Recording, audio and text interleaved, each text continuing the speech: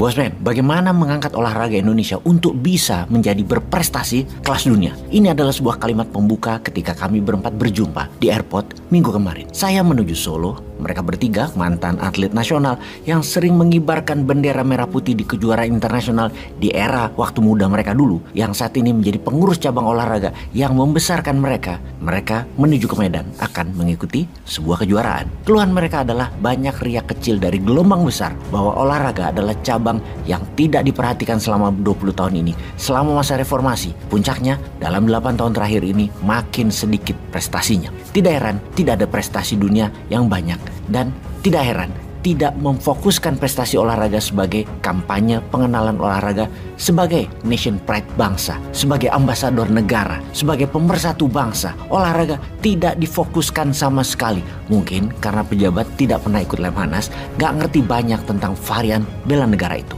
yang salah satunya adalah olahraga. Bayangkan, pengurus itu sampai harus mengeluarkan uang dari kantong mereka sendiri demi cabang olahraganya tetap berjalan. Sungguh, seberapa sih uang mantan atlet itu? Berat mereka lakukan hal ini. Mereka melakukan hanya karena cinta dunia sport yang melahirkan jiwa sportivitas, fairness, dan fair play. Olahraga itu meningkatkan endorfin, menciptakan kemampuan teamwork, komunikasi, dan pastinya bikin sehat. Jadi bagaimana supaya dananya cukup dan sering-sering ada kompetisi lokal yang bisa menjadi prestasi dunia dengan tujuan mengibarkan bendera merah putih di setiap laga di dunia? Maka Bosman pun bertanya, anggaran negara ada apa enggak? Dijawab oleh mantan atlet judo yang penuh dengan prestasi. Mas, bayangkan hanya 16 cabang olahraga yang saat ini mendapatkan dana negara, itu pun tidak cukup karena lebih banyak untuk administratif, bukan untuk sarana kegiatan pelatihan. Jadi bagaimana bisa mengirim atletnya kompetisi di luar negeri? Lokal aja kurang kejuaraannya. Komen Bosman berikutnya adalah, banyak ketua cabang olahraga itu para pejabat yang cari panggung ya, untuk ujung-ujungnya berpolitik atau kekuasaan, bukan? Mereka tergelak tertawa. Yang dilanjutkan, mungkin benar gitu.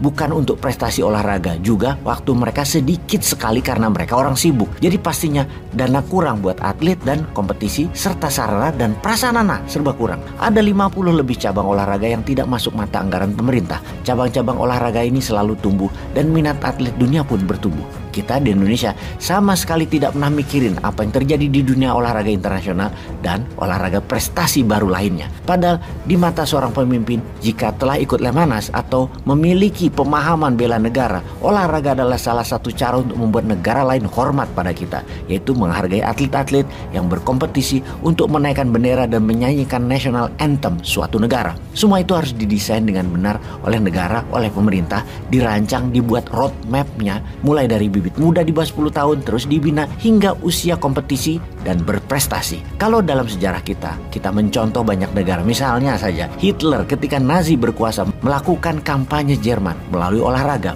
Kemudian Jepang ketika kalah Perang Dunia Kedua. Puncaknya prestasi dunia Jepang di tahun 1964 adalah di Olimpiade Tokyo. Hanya 19 tahun setelah Perang Dunia Kedua berakhir, Jepang menjadi kuat ekonominya yang membuktikan dengan olahraga dan menyelenggarakan Olimpiade. Lalu Olimpiade Beijing 2008 adalah sebuah momen yang tidak bisa dilupakan oleh dunia. Dunia terbelalak oleh kemajuan Tiongkok yang dipamerkan dengan acara dunia dan prestasi dunia di Olimpiade. Indonesia pernah denger nggak punya rencana besar, misalnya sepak bola akan masuk Piala Dunia 2026 misalnya? Kalau niatnya begitu, dibuat program jangka panjang sejak 10 tahun yang lalu seharusnya. Demikian cerita panjang dari mantan atlet pingpong nasional peraih banyak medali emas internasional.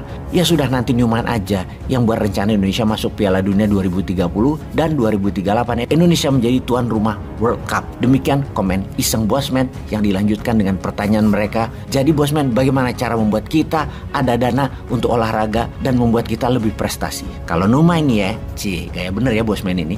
Urusan kompetisi dan pengembangan atlet kalian lebih jago. Kalau dana, boleh nggak kita pakai toto atau lotre? Kalian alergi nggak dengan cara itu?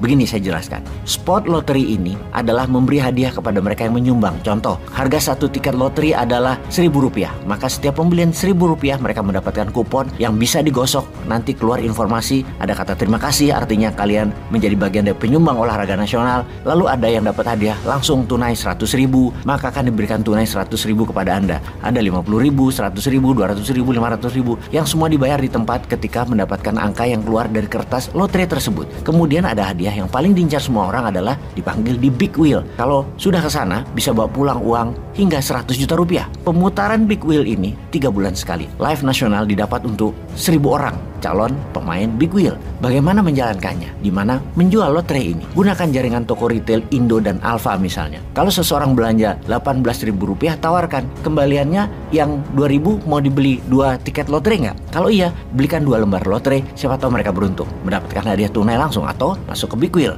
Cara mengaturnya adalah seperti dunia betting. Semua harus didesain bahwa setiap akumulasi uang masuk, maka yang 30% adalah untuk hadiah para pemenang. Yang 5% adalah fee pengelola. Yang 10% adalah untuk pajak, untuk negara. Yang 50% adalah untuk atlet dan pembina, di mana uang yang dihasilkan itu langsung didistribusikan ke pengurus cabang olahraga non dibiayai APBN. Dibagi rata saja, misalnya langsung dibagi ke 50 cabang olahraga setiap bulannya, alias satu cabang olahraga dapat 1% dari omset lotre tersebut. Lembaga yang kelola ini adalah lembaga swasta independen yang diaudit bulanan dan terbuka secara publik. Lalu, apa komentar mereka ketika mendengar usulan ini? Ayo Bosman, kapan? Hajar! Saya dalam hati komen, kok Bosman ini tabrakan terus ya sama regulator dan pejabat ya? Power bank rumah ribut sama PLN dan oligar batubara. Bus listrik pasti ribut sama Departemen Perhubungan. Keinget mobil listrik yang nggak lulus tes emisi.